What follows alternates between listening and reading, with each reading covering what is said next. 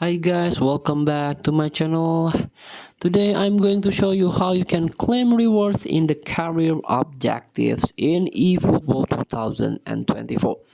So you can collect the GP, for example.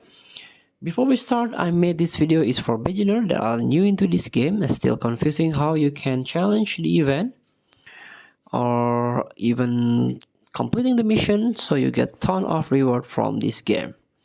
So let's get started by tapping the missions. As you can see, there are some missions here that you can complete. And if you complete the missions, you can tap these objectives and this one, career objectives. Tap it, the check button, and this one.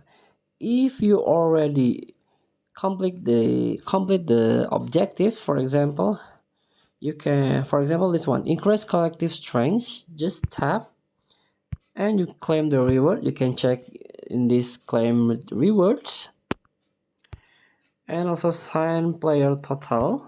Tap it and you can claim the rewards also, and many more. For example, you can link your economy ID to event matches, keep clean sheet into event matches, and many more. So please claim your rewards in this career objectives feature. Thank you for watching. Don't forget to comment, like, and subscribe. And so click thanks button below. Enjoy the game.